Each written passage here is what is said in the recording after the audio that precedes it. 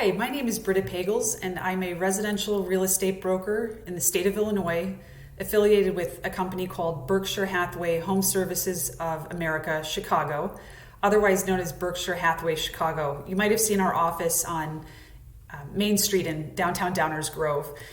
In this capacity, I assist buyers and sellers, landlords and tenants with sales and leases in Illinois. I also refer clients to brokers in other markets domestically and internationally so that if anyone needs real estate services anywhere in the world, I can help them. The Chamber invited me to speak to you today about communications in the workplace, and specifically email manners, verbiage in the workplace, and methods of communication. Two factors that impact these topics in my field are local, state, and federal laws, as well as societal norms of professionalism. So let's talk about topic one, appropriate email manners. I'd actually expand this to include text messages and social media.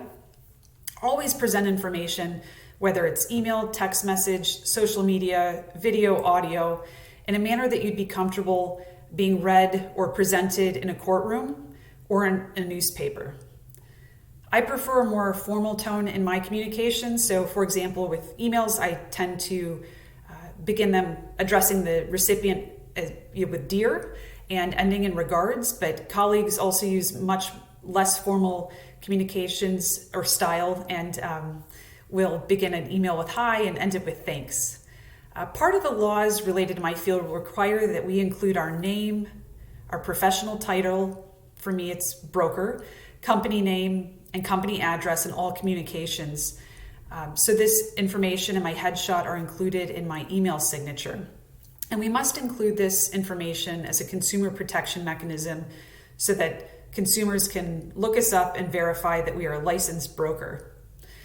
Text messages are a little less formal than email, but we still use it as a method of professional communication, so we still do need to keep some formality. But I find clients tend to appreciate text messages for quick communications about when when a document's being sent to them saying, hey, heads up, check your email in 5 minutes, or confirming we're meeting at this address at this time, see you then. While emails are used for longer communications and more formal, for example, communicating with the attorneys, presenting and summarizing offers or contracts, etc. And for social media, our business account focuses on topics related to real estate, the real estate market, community-related events, and also work topics such as new listings and open houses. Topic two is verbiage used in a workplace. Addressing individuals in the workplace with respect and professionalism have always been important, but they really are now.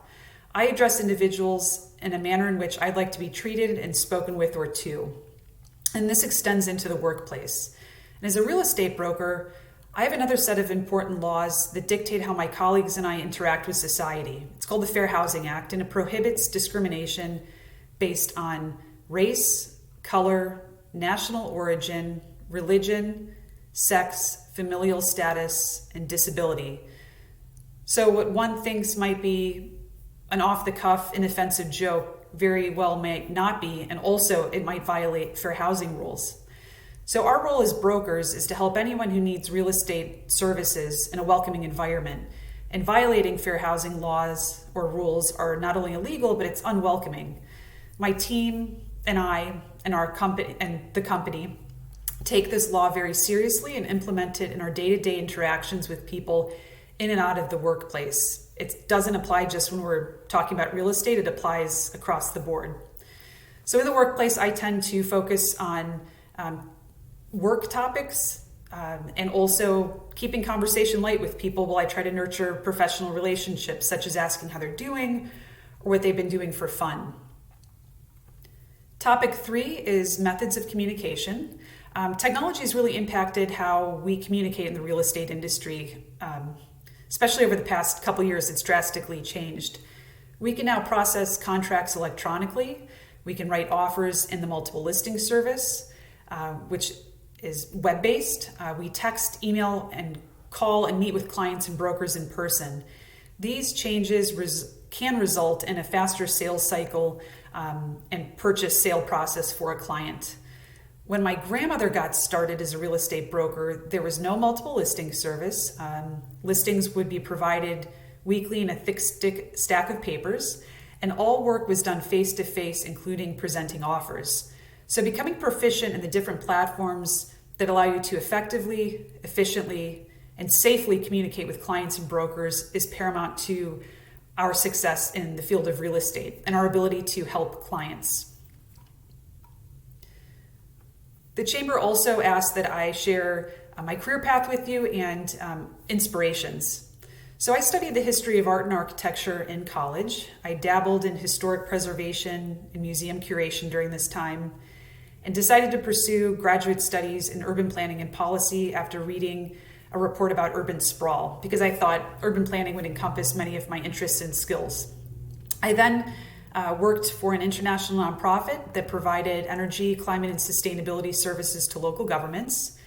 And about 10 years ago, a vice president at Berkshire Hathaway Chicago continued for quite a while, encouraging me to consider pursuing a career in real estate brokerage.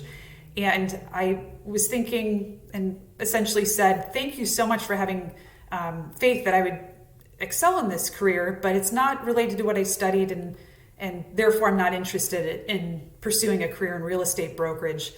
And thankfully I had a change of heart.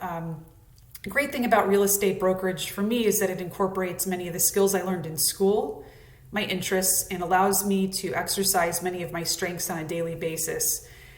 And I can't tell you how often my lessons in history of art and architecture, urban planning, and historic preservation have benefited me. My ability to analyze the value of properties and also connect with my clients. So inspiration. I find inspiration in my daily moments with people, nature, animals, and colleagues, especially the 3 generations of family before me who had careers in residential real estate. I collaborate with 2 generations of that family on a daily basis now, and they succeed in life and in work, and finding that balance, which is different for everyone, I think is key to a happy life, and seeing them lead the way in pursuit of that balance has been a great inspiration, also a platform for me to follow. So I wish you the best of luck as you pursue your studies and careers.